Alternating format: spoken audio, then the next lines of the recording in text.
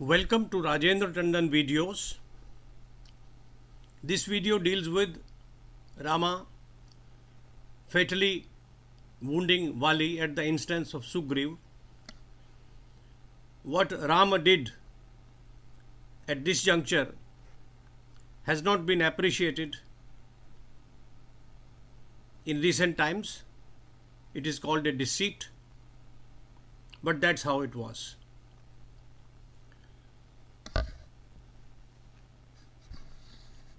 Sugriv had asked Rama to restore him to his throne by eliminating his elder brother Vali. Valmiki writes, at Rama's instance, Sugriv stood outside the doors of Kishikandha and challenged Vali.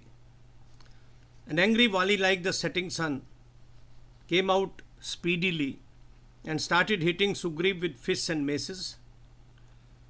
Rama, who stood hiding behind a tree, could not shoot at Vali because the two brothers looked alike.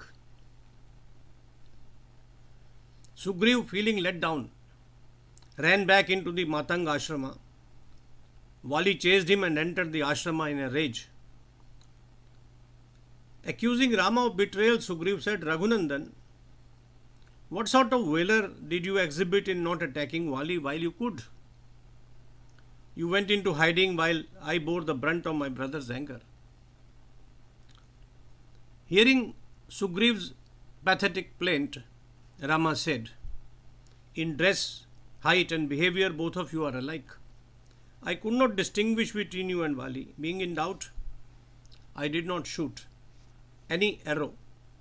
Put on this flowering creeper as a garland and fight Vali. We shall not fail this time.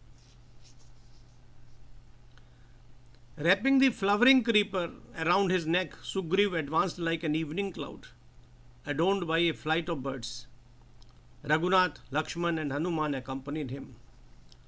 Reaching Kishikandha, Ram and Lakshman stayed behind a thick grove of trees while Sugriv challenged Vali to come out and fight. He thundered like a thick cloud blown by strong winds. In this video, I have included, besides other Ramayana paintings, the fight between Ram and Vali at the instance of Sugriv.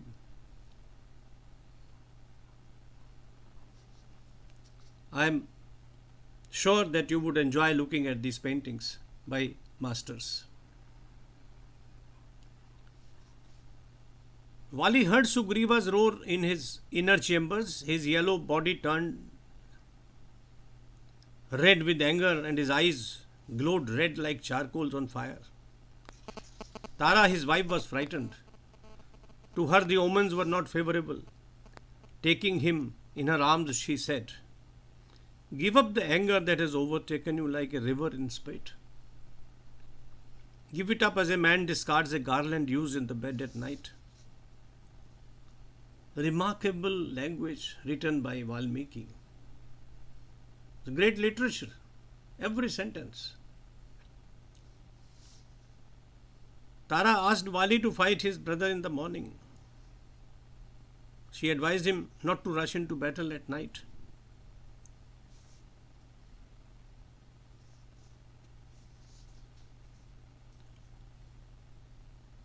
She said, Prince Angada visited the forest a few days ago. From his informants, he learned that two valiant sons of the king of Ayodhya have arrived and that it is impossible to defeat them in battle. They have promised help to Sugriv. One of them, Rama, is known for vanquishing the armies of his opponents. He is reputed to be radiant like the Pralaya fires. For the virtuous, said Tara, Ram is like Kalpavriksha. I pray that you anoint Sugriv as the Yuvaraj. After all, he is your younger brother. Make Ram your friend and regain the affection of your brother. Sensible advice. But who follows sensible advice? Sugriv deserves your love and affection, said Tara. He is a wise man. Win over his confidence by giving him wealth, position and respect. Sama, that is the Niti. Make a friend of the enemy. I lovingly request you to listen to my advice. Wali did not pay heed to his wife's wise advice and acted in defiance of good counsel, as if his time to perish had come. He thundered in reply. Valmiki writes, Wali said, "Lovely woman, I cannot tolerate the roaring of my brother. He is my enemy and is challenging me to fight. If Ram is truthful and a protector of Dharma as per your description, how can he side with Sugriv? He knows the distinction between right and wrong. How can he commit a sin? This sin has been debated for thousands of years. All rational people think Ram was doing wrong. But Ram had his own self-interest in mind. Sugriv had promised to help him to find out the whereabouts of Sita. Wali continued, I shall shatter Sugriv's pride. However, I shall not kill him. I shall beat him with fists and trees till he runs away. Wali came out to fight his brother Sugriv and hit him with his fist. Sugriva's mouth started bleeding. There are paintings in this video which show this action. Sugriv in turn plucked a sala tree and hit Wali hard, causing grievous injury. The brothers fought savagely, showing no mercy and hitting each other as they could. However, Sugriv seemed to be losing the battle and reminded Rama of his promise. Rama was ready with his bow and arrow. He balanced the fierce arrow on his bow and pulled at the string as if Yamaraj had readied the Kal Chakra. Rama let the arrow go roaring like a thunderbolt. Sparks of lightning flew from the arrow as it hit Wali on his chest. Seriously injured, the glorious Wali fell to the ground. His blood oozed until he lay submerged in it. Indra's son, Wali, lay flat like a flowering Ashoka tree, fell to the ground. Lovely image.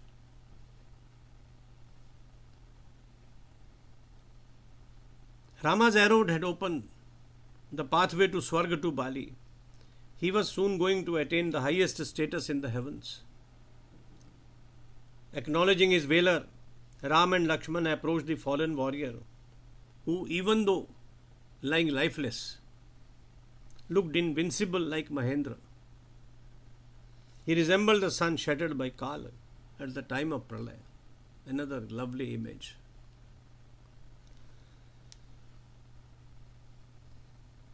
Although he was gradually losing consciousness, writes Valmiki, Wali addressed Rama, who was filled with pride at having brought him down in battle. He said, Raghunandan, you are the son of Dashrath, and your darshana is sought by everyone. What honor have you earned for your family by shooting at me, who was not at war with you? You had no business to be here. Rajan, every living being on this earth is full of praise for you. They say that you are truthful, well-behaved, glorious, an embodiment of Sattva, a man of good conduct, one who feels for others, large-hearted, a well-wisher of his people, always enthusiastic and aware of propriety under all circumstances. Rajan, a king is supposed to have his desires under control and an unwavering mind. He is expected to be kind, patient, truthful, chivalrous and just in meeting punishments to the criminals. I put faith in your qualities and in spite of being forewarned by Tara, came to fight Sugriv. Owing to your being righteous, I believed that you would not target me without a warning. However, now I realize that you have no conscience, Ram. That you are evil incarnate, though apparently you profess to follow the dictates of Dharma. Though dressed as a saint, you are a sinner. You are like embers covered under ashes. Remarkable words. I had neither insulted you nor did I create this turbulence in your city or kingdom. Why did you kill me, who was innocent? Kings fight over land, silver, and gold. These are the root cause of strife. Here, no such wealth is available to attract a fight, said Vali. Polity, submission, diplomacy, punishment, and persuasion are attributes of the Raj Dharma. In acting the way you have, Rama, you have proved yourself to be a slave to your passions, easily moved by anger and used to acting without restraint. You are temperamental and have punished me without a cause, losing a sense of propriety without humility and without a trace of kindness. You have committed a sin in killing me in battle stealthily. I have traced Maithili and restored her to you in a day. I would have done it. If that is the only reason why you helped Sugriv, then you have made a mistake. I would have thrown Ravana with a noose round his neck at your feet. Sugriva's ascension to the throne at my death is unobjectionable, however. Your killing me with deceit is highly flawed and unjustified. If you can justify your actions, please say so after careful consideration. Vali felt silent. He was in great pain and lay like the lustreless sun, a cloud bereft of water or an extinguished fire. Rama justified his action. In well-chosen words, he said,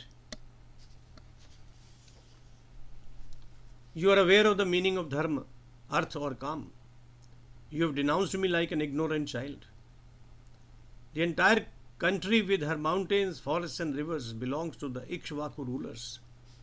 They are therefore empowered to punish the humans, the birds as well as the animals." Now this is presuming too much.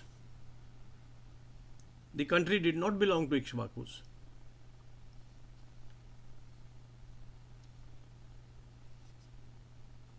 Bharat has authorized me to spread the rule of dharma. We punish anyone who has deviated from the path of righteousness. Bali, you preferred calm over all other principles in your life. You never followed the righteous path of a king. You obstructed dharma, and those who are truthful have always condemned your conduct.